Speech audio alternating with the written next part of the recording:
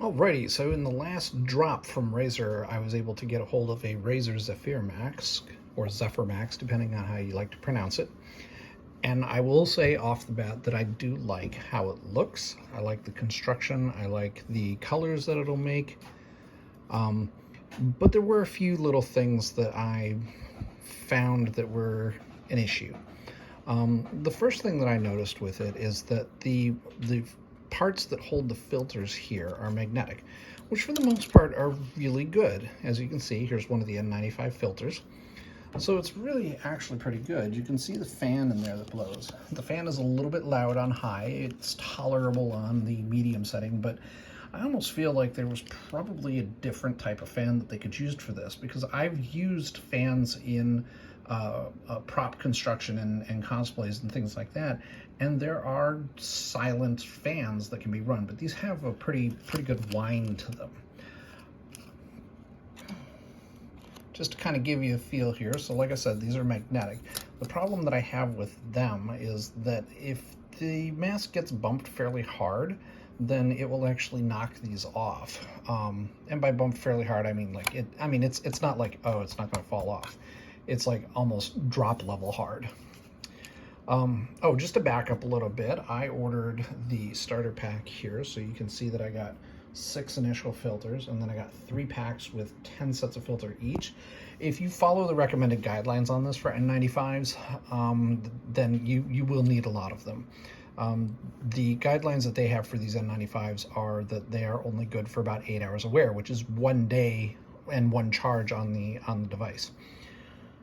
So essentially, you would, if you plan to wear these, this would basically be a little over a month worth of filters. I know from working in my field that N95s are generally understood to be effective until they show signs of wear and tear, degradation, or are soiled. But that is something that, I am not recommending to anyone. You should, look up the guidelines for N95 use and figure that out yourself. But at any rate, so they have an N95. There's one in each side on these magnetic parts, and then there's one here in the center. Now, the way this was described to me when I got it, it was described as essentially it was an air purifying mask with N95 filters. And it seems to be that. It looks beautiful when it runs. Turn it on here for a second. So it looks beautiful when it runs, and it has the interior lights to kind of illuminate your face, which can either look very creepy or be very useful. And you can see that you can see through the front face mask to where your lips will be. You can select a number of colors with the app, as well as a number of styles, and there goes my charger falling off the back of the chair, and really actually enjoy it. What we did notice when we put them on, though, was that there was a considerable amount of air blowing out the top of the mask into our eyes. And I thought that was a little bit weird, maybe that I just didn't have it seated properly on my face. I tried readjusting it several different ways, positioning it different, at different heights upon my nose and my mouth, pulling it tighter. I tried a lot of everything that I could think of about it. So for the most part, I could tell that it was actually purifying and filtering the air through the N95 filters. But this kind of venting that was occurring with the mask is what kind of made me want to look into what was going on. And so I started kind of digging around the construction, and what I noticed was that if you can look in here, you can see, it's kind of hard to see, but you can kind of see as I go like that, there is a very small gap between the interface of the mask and the mask itself. And that very small gap is letting air come out around the sides of the mask. And it actually kind of goes all the way around. You might be able to see it better on the bottom. Let's see. Yeah, you can kind of see it better there on the bottom. See where the light's coming through? So this little gap in the interface is allowing the air to vent through. So probably not a big deal initially is what I thought, because, well, you're actively pumping air into the mask. Therefore, other than the irritation of the air blowing out into your eyeballs and drying your eyes out, it didn't seem like it was going to be that big of a deal. until I did a couple of other little experiments on my own to see what else might be going on. And I realized that if I don't take a very soft breath, so if I go to a normal hard to a hard breath, I actually overpower the venting and draw air in around the mask interface, which completely bypasses the N95 filters. So couple things that came to mind then, thinking about this, is that if the marketing purpose behind this is something other than costuming, like if they are truly marketing the idea that this is an N95 grade filter for purifying because we have a pandemic going on and we want to purify the air and filter the air and not have the virus get through the mask, which, by the way, they do explicitly state that this is not a medical grade mask, and I get that.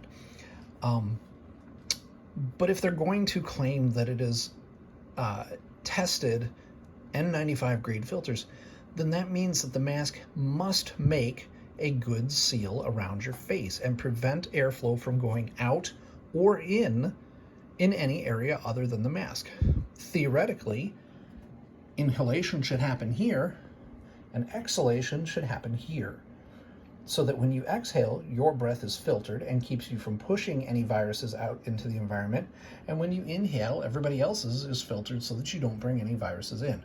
But this little gap in the filter right through there, or not the filter, I'm sorry, in the mask interface right through there, defeats the entire purpose. So as of right now, and I don't know, I've reached out to Razer support to get some input on this. I don't know if this is a deliberate design, like did they intentionally put that gap in there so that not too much pressure built up into the mask, or is it a manufacturing flaw, or is it a unintentional design? Because one of the things I did notice, and I assume eventually there will be replacement parts for stuff, is that the mask interface is magnetized down to the mask itself. This is hard to do with one hand, but it's magnetized to the mask itself, just like everything else. So it seems to me that maybe the little magnet mounts here might just be a hair too long, and that's why it's sitting up from the design. Now, I didn't want to assume that this was a major manufacturing defect. I know that's what I've been saying for right now, but I didn't want to assume it was initially. So I actually, looked at the other mask that we got here, which, see, that it just happened. All I did was set it down on the table and that's it, and the filter fell off. Okay, so keep that in mind. But I looked at this one, and sure enough, you can see that there is a good, I would say, 1 millimeter gap, maybe half a millimeter gap all the way around the interface.